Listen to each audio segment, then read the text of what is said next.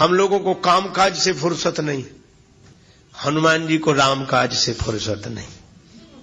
रामकाज, अच्छा रामकाज कैसे करते हैं हनुमान जी? देखो, समुद्र किनारे सभी बंदर इकट्ठे हुए।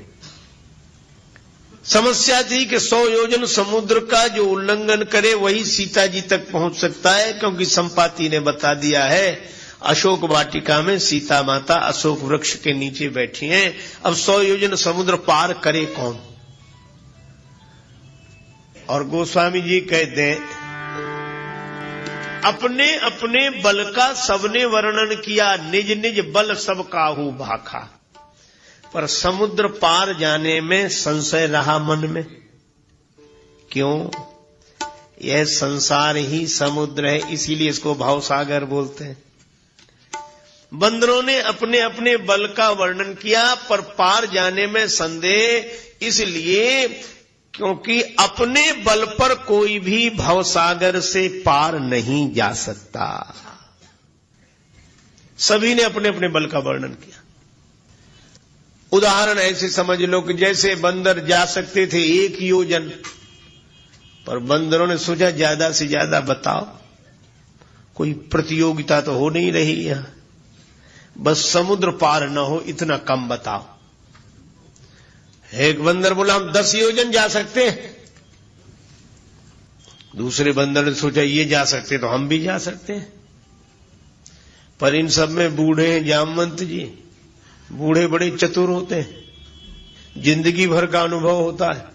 जामवंत जी बोले जब बताना ही है तो 10 योजन काहे को बताते, 90 योजन बताओ, बस 10 योजन कम कर दो, उसमें क्या है। जामवंत जी बोले मैं 90 योजन जा सकता हूं।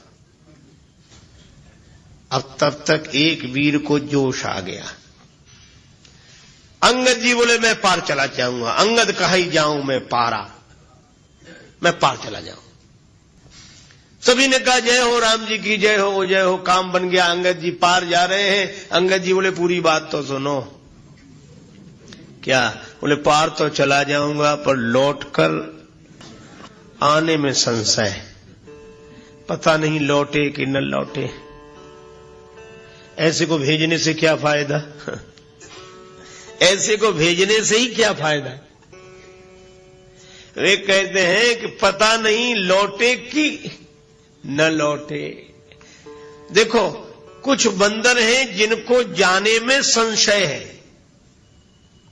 पार जाई कर संशय राखा, और अंगद जी ऐसे हैं जिन्हें आने में संशय है। कहा कि हम जा सकते, हम जानने में संशय हमें। अंगद जी बोले हमें लौटकर आने में संशय। इसका अर्थ क्या हुआ कि कोई भी समर्थ नहीं हुआ अपने बल का वर्णन करके समुद्र पार जाने और आने में। पर यहां एक अजीब घटना घटी। सभी ने अपने अपने बल का वर्णन किया, पर हनुमान जी नहीं बोले। क्यों नहीं बोले? हनुमान जी से किसी ने कहा कि आप क्यों नहीं बोलते?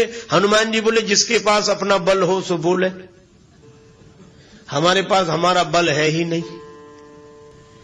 तो जामवंत जी ने सोचा कि इनको इनका बल याद दिलाएं। मैं आपको एक निवेदन कर रहा हूं आपसे कि हनुमान जी को हनुमान जी का बल याद दिलाओ, तभी वे कृपा करते हैं। ऐसी लोक मान्यता है, ऐसी हमारी धारणा है, क्योंकि हनुमान जी अपना बल भूले रहते हैं। लेकिन हनुमान जी को बल याद दिलाओ कैसे? एक सज्जन बोले हम बहुत प्रार्थना करते हैं, हनुमान जी सुनते ही नहीं, सुनते ही नहीं है। मैं आपको ढंग बता रहा हूं हनुमान जी को बल याद दिलाने का। आप कितने कहोगे हनुमान जी आपकी तरह कोई बलवान नहीं है, और हनुमान जी आप तो सर्वसमर्थ हैं, हनुमान जी आप जैसा कोई महान नहीं है, कोई बलवान नहीं। कभी नहीं जागेंगे हनुमान जी, कितनी भी तारीफ कर लेना। ये उनको बल याद दिलाने का ढंग नहीं है। जामवंत जी इसमें असफल हो गए, वो कर चुके हैं ये प्रयोग जो हम कर रहे हैं। बोलो हम लोग ऐसे ही तो कहते हैं, हे हनुमान जी आपकी तरह कोई बलवान नहीं, हे हनुमान जी आप तो महान है, हनुमान जी आप तो परम शक्तिशाली। हनुमान जी सुनते ही नहीं है, उन्हें कोई फर्क नहीं पड़ता इससे। जामवंत जी ने यही कहा। गोस्वामी जी महाराज लिखते हैं, कहा रीछ पति सुनु हनुमाना का चुप साधि रहा बलवाना, का चुप साधि रहा बलवाना।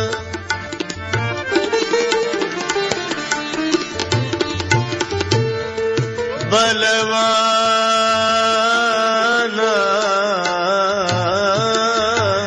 दे चुप साधि रहा बलवाना, का चुप साधि रहा बलवाना, का चुप साधि रहा बलवाना। जामवंत जी बोले बलवान, अरे परम बलवान हनुमान जी चुप होकर बैठे हो। हनुमान जी कुछ नहीं बोले। जामवंत जी ने कहा कोई फर्क नहीं पड़ा। तारीफ करने वाले देखते हैं कि फर्क पड़ा कि नहीं। हनुमान जी ने, जामवंत जी ने सोचा शायद कम तारीफ हुई है, तो अब दूसरी पंक्ति, पवन तनय बल पवन समाना, पवन तनय पवन तनय,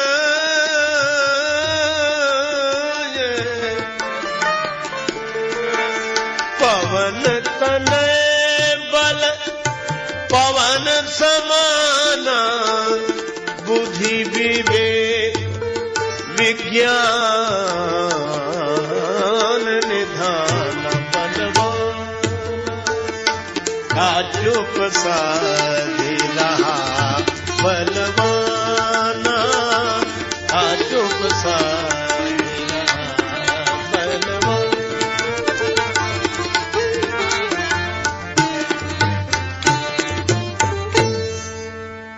जामवंत जी बोले हनुमान जी तुम बलवान होकर चुपचाप बैठे हो।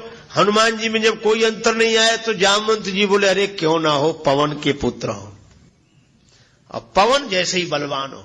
तुम बुद्धि के, विवेक के, विज्ञान के भंडार हो। पवन तनय बल पवन समाना, बुद्धि विवेक विज्ञान निधाना। इतनी तारीफ की। प्रशंसा करने वाले यही तो कहते हैं अरे आप तो बहुत महान है, वो इतने से। अरे आपकी परंपरा में भी ऐसे ऐसे लोग हुए, पर हनुमान जी में कोई फर्क नहीं पड़ा।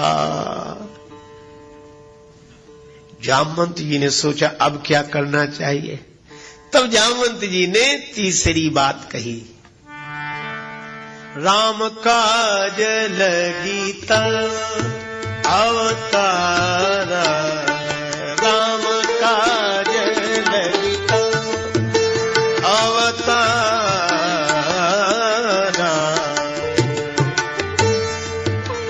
तव अवतारा राम काज लगीता।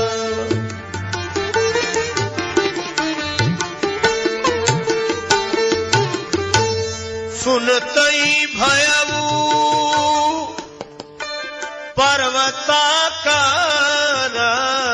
सुनतई भयऊ पर्वताकारा, रे राम काज लगिता अवतारा, राम काज लगिता, काज लगिता, काज लगीता।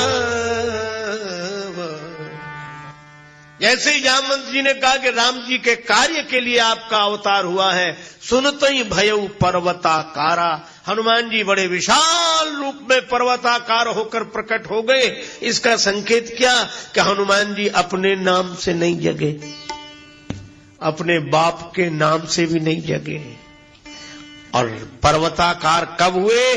जब राम जी का नाम लिया। तो हनुमान जी को अगर जीवन में जगाना हो कि भी आप पर कृपा करें, तो आप याद रखो उन्हें राम जी का नाम सुनाओगे तभी जगेंगे, तभी उन्हें उनके बल की याद आएगी। इसलिए हनुमान जी को अगर प्रकट करना हो, प्रसन्न करना हो, तो राम जी का नाम, राम काज लगी तव अवतारा। जो सुना कि राम जी के कार्य के लिए तुम्हारा अवतार हुआ है, हनुमान जी पर्वताकार हो गए। क्यों? इसलिए क्योंकि राम काज करीबे को आतुर, राम काज करीबे, श्री राम काज करीबे, राम काज करिवे, काज करिवे, करिवे, करिवे को आतुर। श्री हनुमान जी राम जी के कार्य को करने के लिए आतुर रहते।